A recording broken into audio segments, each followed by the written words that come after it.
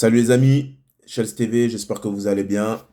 Voilà, une semaine après, je refais une vidéo sur l'affaire Paul Pogba parce qu'il y a eu des nouvelles informations pour discuter encore et pour encore une fois. La dernière fois, on a parlé de la famille. Là, on va un peu plus se concentrer sur l'entourage. Comme quoi, un entourage sain, c'est très important. Vous ne pouvez pas réussir votre vie si vous avez un entourage mauvais en réalité. Si l'entourage il est pourri, tôt ou tard ça va vous péter au visage quoi. Déjà, il y a quelques présidents de clubs. Les langues se délient, hein. Les langues se délient, hein. On voit que on est là face à une famille très croqueuse, des amis qui estiment, des amis enfin si on puisse appeler ça des amis aussi qui estiment qu'ils méritent aussi leur part du gâteau. Pourquoi? On ne sait pas. Parce que franchement,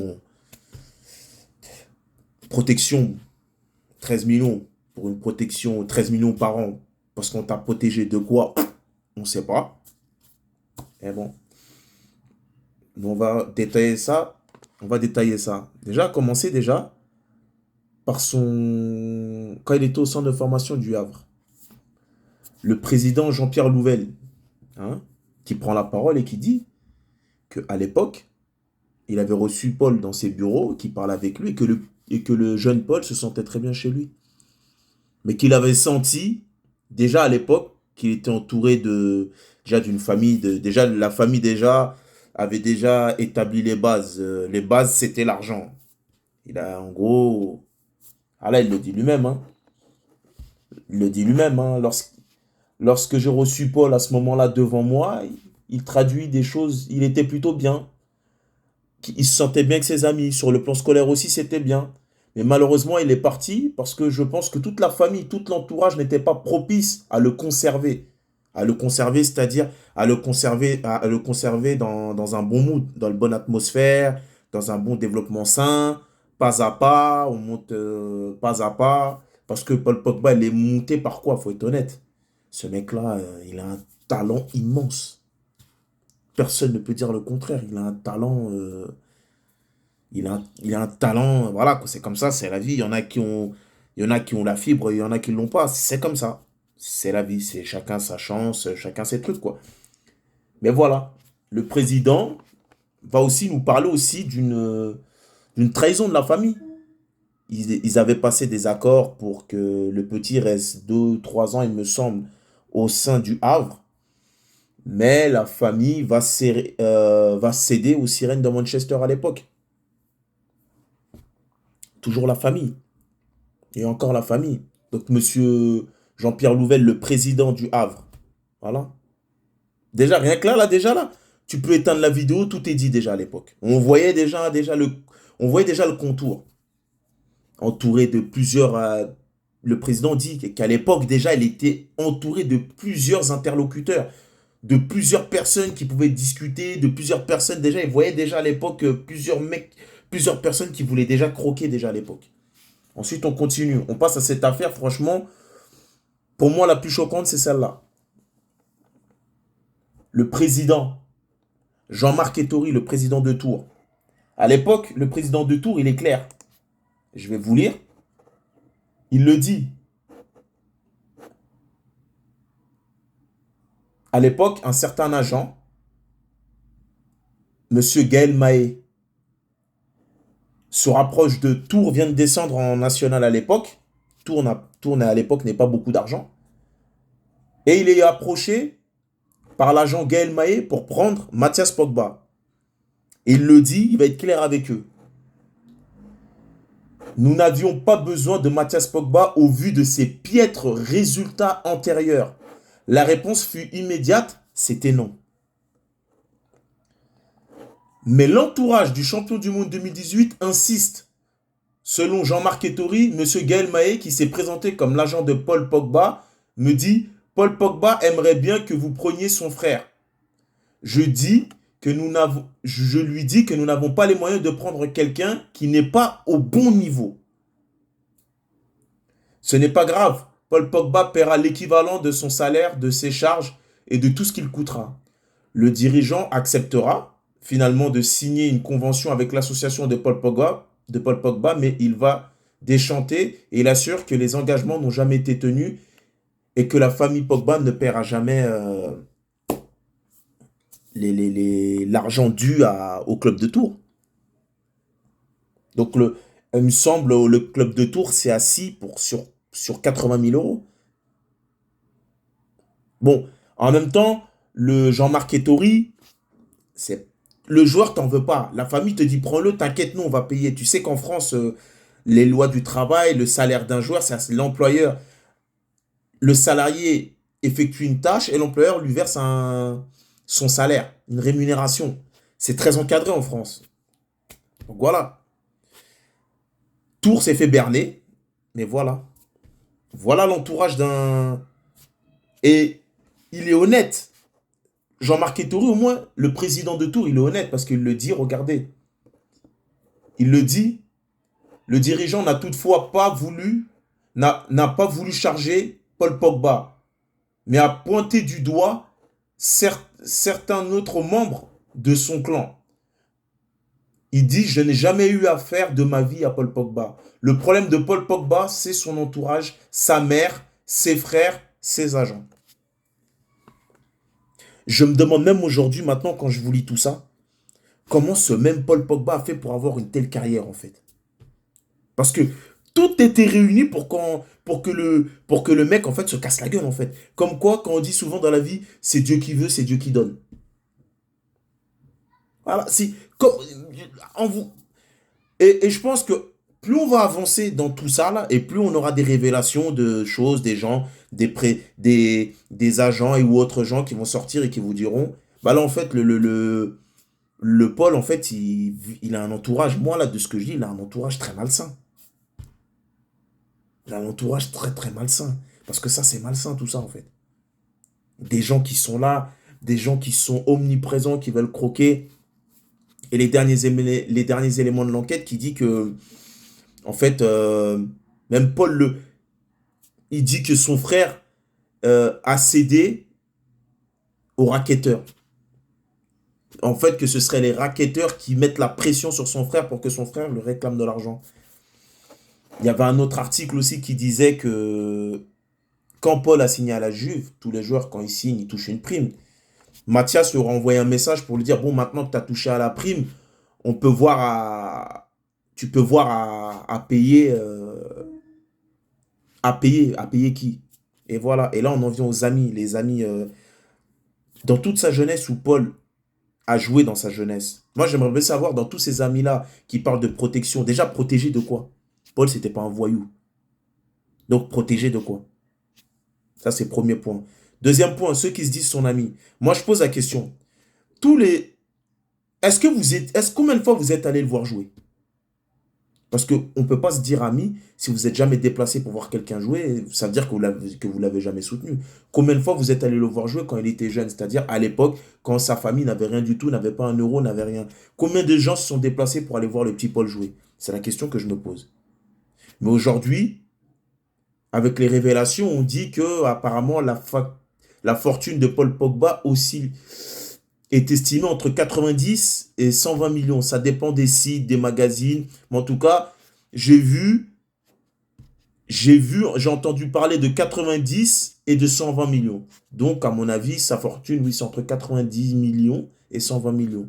Donc, aujourd'hui, tout le monde estime qu'il a que Paul doit une part de gâteau. Mais regardez bien, ça fait des années, en fait. Ça fait des années, en fait, que plein de gens miroitent, que plein de gens, famille, hors famille, ont des vues sur ce pactole, en fait. C'est-à-dire que le mec, il se lève tous les matins, il s'entraîne, il joue, il machin. Et il y en a qui se lèvent le matin, qui se disent, ah, moi aussi, j'ai le droit de manger une partie de ce gâteau. Quel entourage.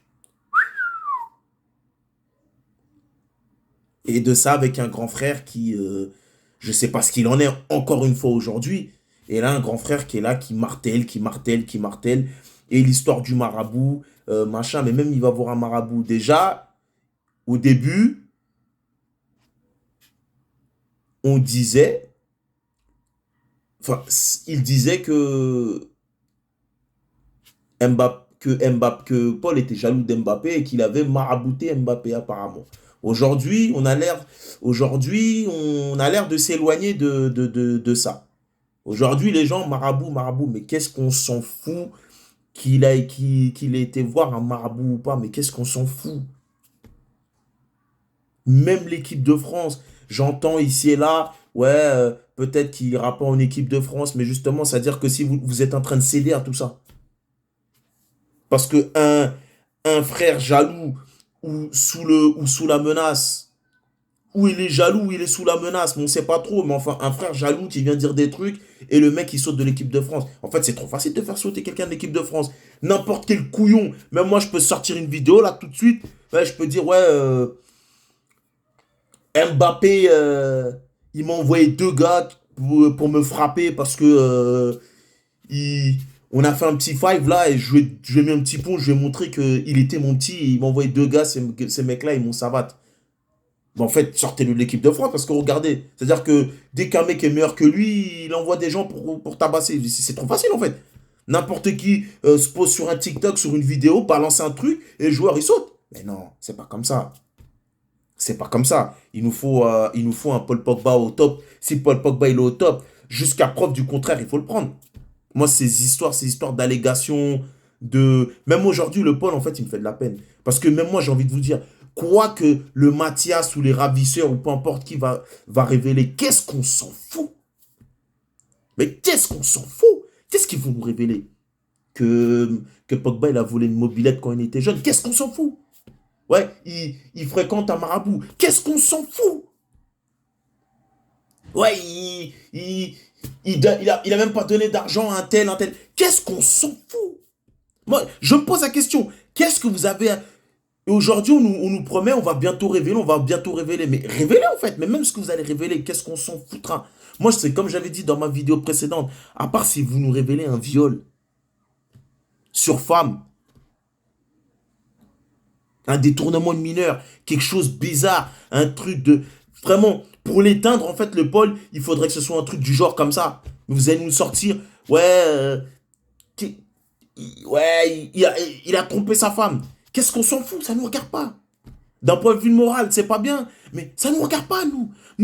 On a tous, nous, le petit peuple, nous, le peuple de France, le peuple du monde entier, le peuple d'Afrique dont Pogba est originaire, le peuple de la terre entière. Tout le monde est trompé. Il y a des tromperies tous les jours.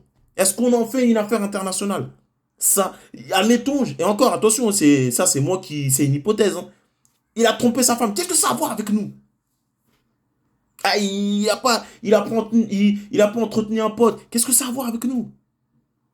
Ah, il a fait telle ou telle chose. Qu'est-ce que ça aura à voir avec le peuple en général? Avec le commun des gens, c'est pas nos histoires. À part salir son image, c'est ce que vous allez faire. Ah, en fait, il est comme ça. Ah, c'est tout ce que vous allez faire, en fait. Vous allez rien faire d'autre.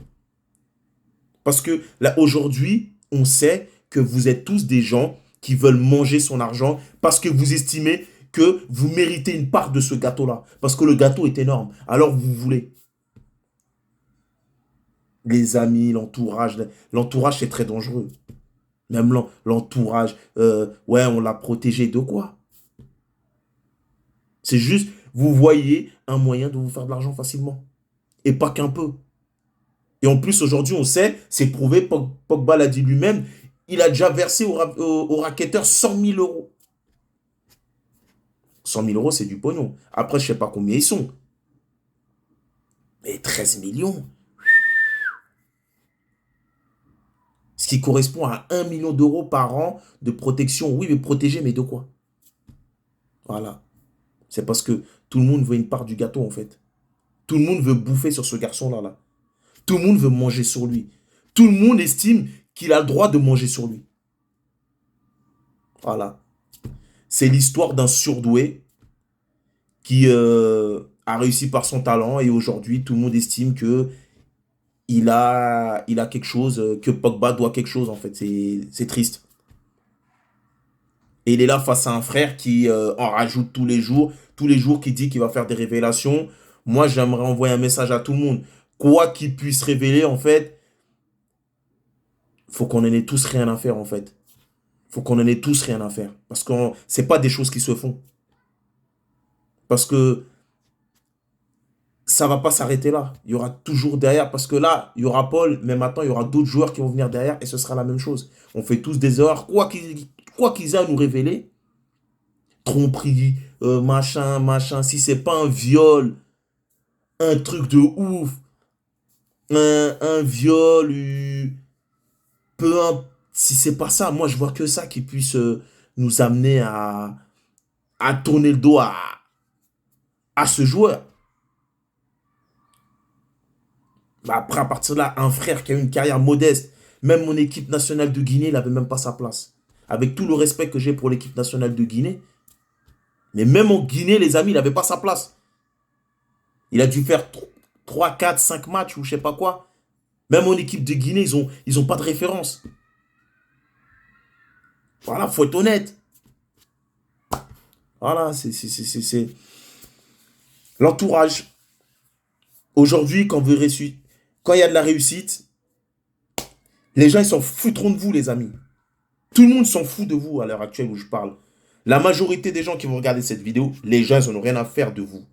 Mais le jour où vous allez réussir, et je vous souhaite de réussir à tout le monde, à ceux qui regardent cette vidéo, à ceux qui ne la regardent pas, je souhaite à tout le monde de réussir. Mais le jour où vous allez réussir, j'espère que vous avez un entourage sain.